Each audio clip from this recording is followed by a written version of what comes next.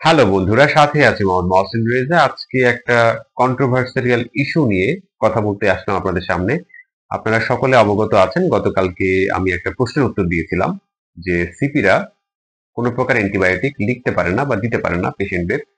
এটা শুধু সিপিদেরকেই বলিনি, যারা সিএসডব্লিউ প্যারামেডিক আছেন তাদেরকেও বলা হয়েছে, বা যারা সার্টিফিকেটিং প্যারামেডিক আছেন মানে কারিগরি শিক্ষা বোর্ড থেকে যারা প্যারামেডিক করেছেন তাদের ক্ষেত্রে কিন্তু এটা সমভাবে প্রযোজ্য। তারা কিন্তু কোনো প্রকার অ্যান্টিবায়োটিক ব্যবহার করতে পারেন না, দিতে পারেন না পেশেন্টদের তাদের প্রেসক্রিপশনে।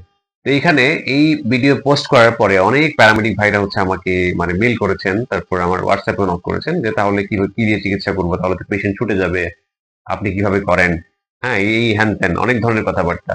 দেন অনেকে দেখা যায় এরকম ভুয়া ভুয়া প্রতিদ্বন্দ্বী দিয়েছেন। তো তাতে আসলে আমার কিছু আসে যায় না, যেটা সত্য বা যেটা লিগ্যাল সেটা সেই বিষয়ে আমি কথা বলে থাকি। আপনারা জানেন সেই বিষয়ে আসলে আমার আলোচনাগুলো হয়ে থাকে সবসময়।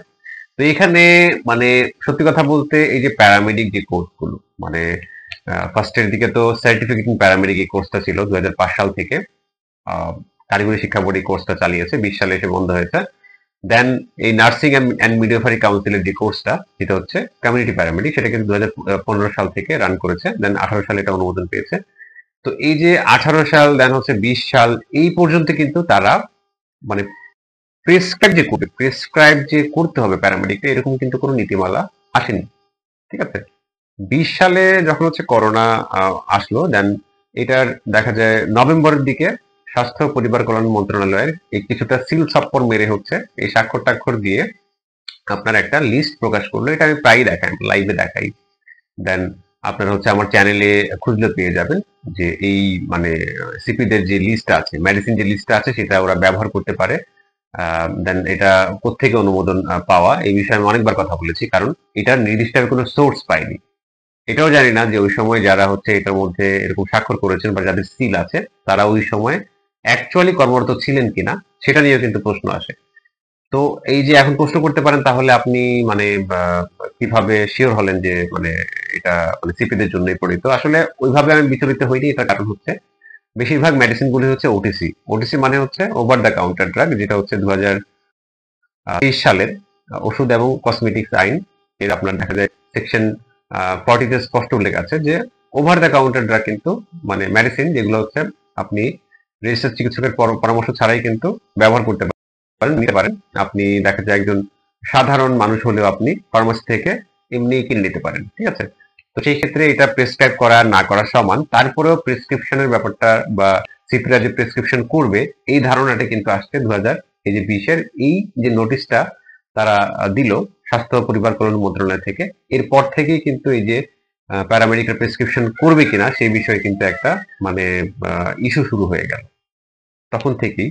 কিন্তু এর আগ পর্যন্ত এই যে আমি 2014 সালে কারিগরি শিক্ষা বোর্ড থেকে আপনার এই প্যারামেডিক কমপ্লিট করেছিলাম। আমি কিন্তু কোনো সিপি করিনি, আমি সিপিতে অ্যাডমিশন নিয়েছিলাম, বাট দেখলাম যে আসলে বোধহয় সময় নষ্ট করে লাভ নাই, একই কাজ, দুটার দেখা যায় একই কাজ। তো দেখা যায় কর্মপরিধিও যেহেতু এক, তো সেই ক্ষেত্রে শুধু শুধু মানে এটাতে রিপ্লেস করে আসলে কোনো লাভ নাই।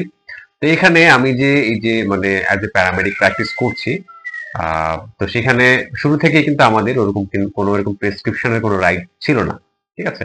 এই 20 দেখা যায় এই ইয়েটা আসার পরে 2020 সালে এই নভেম্বরের দিকে এইটা আসার পরে দেন কিছু কিছু ওই প্যারামেডিকরা মানে মাথা গোজা দিয়ে উঠছে, মানে দেখা যায় একদম তারা প্রেসক্রিপশন করতেই হবে এরকম একটা ধারণা। কিন্তু আসলে প্যারামেডিক কোর্সটা আসল উদ্দেশ্য কি ছিল সেটাই আমরা জানি না। এই যে প্যারামেডিক হিসাবে যে আপনি এই যে সার্টিফিকেটটা পাচ্ছেন নার্সিং কাউন্সিল থেকে হোক, বা আপনি রাষ্ট্রীয় চিকিৎসা অনুষদ থেকে সিএসডব্লিউ করছেন, সেখান থেকে আপনি সার্টিফিকেটটা পাচ্ছেন, বা আমরা কারিগরি বোর্ড থেকে যারা করেছিলাম সার্টিফিকেট ইন প্যারামেডিক্যাল, তো তারাও যে সার্টিফিকেটটা পাচ্ছে, এটার মানে পেছনে যে মূল উদ্দেশ্যটা কি অ্যাকচুয়ালি প্যারামেডিক আর সেটাও তো আমরা জানি না। ঠিক না? আপনি যদি প্যারামেডিকের ডেফিনেশন খোঁজ করেন, আপনি গুগলে যদি খোঁজ করেন তাহলে দেখবেন যে মানে রোগীর খারাপ অবস্থায় মানে জীবন রক্ষাকারী যে মানে ট্রিটমেন্টটা যারা দিয়ে থাকে স্বাস্থ্য সহকারী, তারাই প্যারামেডিক। ঠিক আছে। মানে তারা ওই প্রাথমিক যে জরুরি চিকিৎসাটা সেটা দিয়ে বিশেষজ্ঞ চিকিৎসকের কাছে আপনার মানে রোগীকে পাঠিয়ে দেয়, পাশাপাশি একটা রেফারেল নোট দিয়ে থাকে। এটাই কিন্তু আমাদের কাজ ছিল। ইভেন আমরা যখন মানে এইটা কমপ্লিট করলাম, কমপ্লিট করার পর যখন আমরা ইন্টার্নশিপ করলাম 15 সালের দিকে, তো তখন কিন্তু এগুলোই আমাদেরকে শেখানো হয়েছে যে জরুরি যে চিকিৎসাগুলো, যেমন আরটিএ হতে পারে, সেটা রোড ট্রাফিক অ্যাক্সিডেন্টের ক্ষেত্রে কিভাবে পেন কিলার ব্যবহার করতে হবে, কতটুকু ব্যবহার করতে হবে, নির্দিষ্ট কোন মাত্রায় ব্যবহার করতে হবে, দেন অ্যাকিউট অ্যাবডোমিন হলে কি করতে হবে, এই যে জরুরি যে আপনার ইয়েগুলো, আপনার ম্যানেজমেন্ট গুলো, সেগুলো কিন্তু আমাদেরকে শেখানো হয়েছে। তো সেগুলো আমরা কি পরিমাণ দিচ্ছি এগুলো কিন্তু আমরা রেফারেল নোটে উল্লেখ করে দিই এবং বিশেষজ্ঞ চিকিৎসকের কাছে আমরা রেফার করে দিই এই ধরনের কেসগুলো হ্যান্ডেল করে। তো ইভেন ওই সময় থেকে কিন্তু আমি এখন পর্যন্ত মানে এই মানে জরুরি সেবা, যেটাকে মানে দেখা যায় বাহির বা অন্যান্য দেশে বা বহির্বিশ্বে ইএমটি বলে থাকে, যেমন ইমার্জেন্সি মেডিকেল মানে দেখা যায় টেকনিশিয়ান এরকম ধরে থাকে। তো এই যে ইএমটি হিসাবে আসলে আমি কাজ করছি। তো এটা কিন্তু আদৌ চেম্বারে বসে আপনি প্র্যাকটিস করার মতো কোনো কোর্স না, ঠিক আছে? প্যারামেডিক যেই কোর্সটা, এটার মানে ডেফিনেশন যদি আপনারা খোঁজেন, যদিও আমাদের দেশে ওইভাবে এটাকে ওইভাবে মূল্যায়ন করা হয় না, কিন্তু বাহিরের দেশগুলোতে মানে অন্যান্য দেশগুলোতে কিন্তু আপনার একজন প্যারামেডিকের স্যালারি অনেক হাই। দেখা যায় তাদের জবের অবস্থা অনেক ভালো, খুবই মানে দেখা যায় দক্ষ ওরা। তারা দেখা যায় বিভিন্ন মানে ফ্লাইটে থাকে বা অ্যাম্বুলেন্সে থাকে, হ্যাঁ? তারপরে দেখা যায় বিভিন্ন ধরনের হচ্ছে মানে এরকম মেডিকেল ক্যাম্পের মধ্যে তারা অ্যাসিস্ট্যান্ট হিসেবে কাজ করে। তো এখানে আসলে আমাদের দেশে ওইভাবে যদিও জব সেক্টর নাই, বা প্রাইভেট প্র্যাকটিসটা যে অ্যাকচুয়ালি করা হচ্ছে, আমি মানে আমার এই যে কথাগুলোর সামারিটা হচ্ছে কি, মানে প্যারামেডিকরা কিন্তু আসলে চেম্বার প্র্যাকটিসের জন্য তৈরিই হয়নি, ঠিক আছে? এই যে কিছু ভাইয়েরা হচ্ছে প্রেসক্রাইব করার জন্য এরকম ভাবে উঠে পড়ে লাগছেন। তো এখন যখন এই বিষয়গুলো এমবিবিএস চিকিৎসকদের নজরে আসবে, তো এই কোর্সটাও হয়তো বা বিলীন হয়ে যেতে পারে, ঠিক আছে? তো এখন অ্যাকচুয়ালি প্যারামেডিকদের যেই কাজ, ঠিক আছে, এই যে ইমার্জেন্সি এই কেসগুলো হচ্ছে হ্যান্ডেল করা, সেটা আপনারা করেন না। সেটা না করে চেম্বারে আপনি বুঝবেন, রোগী দেখবেন, অ্যান্টিবায়োটিক দিবেন, অ্যান্টিবায়োটিক কেন দিতে পারবেন না সেটা নিয়ে দেখা যায় মন্তব্য করবেন। তো এগুলো করলে আসলে মানে ভালোর চেয়ে ক্ষতি বেশি হবে। দেন একটা সময় এই কোর্সগুলো অফ হয়ে যেতে পারে। অলরেডি কারিগরি শিক্ষা বোর্ডের যে কোর্সটা ছিল সেটা অফ হয়ে গেছে। এখন সিপি সিএসডব্লিউ চলছে। তো এগুলো কিন্তু মানে অ্যাকুমুলেশনের কাজ চলছে, মানে একই ছাতার নিচে ওয়ান আমব্রেলা কনসেপ্ট আপনারা নাম শুনেছেন মনে হয়, যে একই ছাতার নিচে নিয়ে আসার জন্য কিন্তু আপনার কাজ মানে চলমান 2020 থেকে, যদিও এটা এখনো বাস্তবায়ন হয়নি। তো এখনো হযবরল অবস্থা আর কি, যে কে কতটুকু কাজ করবে। এই যে ম্যাথসদের কথাই ধরি, মানে ওরা ওদের দেখা যায় কর্মপরিধি কিন্তু মানে মেপে দেওয়া হয়েছে, তারপরেও দেখা যায় ওরা রিটটাতে হেরে গেছে। দেন আর আমরা তো প্যারামেডিক হিসেবে যারা কাজ করছি তাদের কিন্তু কর্মপরিধি ওইভাবে কিন্তু নির্ধারণ করা নাই যে কতটুকু করবে।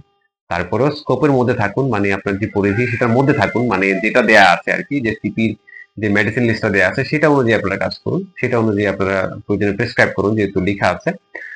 আপনি সিএসডব্লিউ হলেও পারেন, বা আপনি একজন সার্টিফিকেট প্যারামেডিক এই কোর্সধারী হলেও কিন্তু আপনি সিপির যেই মেডিসিন লিস্টটা আছে সেটা আদৌ মানে অথেন্টিক কিনা সেটার ব্যাপারে কিন্তু এখনো কোনো তথ্য নাই। তারপর আপনি এটা ইউজ করতে পারেন, আপনার প্র্যাকটিসে ব্যবহার করতে পারেন, কারণ এটা তো বেশিরভাগই হচ্ছে OTC drug, over the counter, যেটা হচ্ছে রেজিস্টার্ড চিকিৎসকের প্রেসক্রিপশনের বা পরামর্শের প্রয়োজন হয় না, সেটা আপনি ব্যবহার করতেই পারেন, এটা সমস্যা নাই।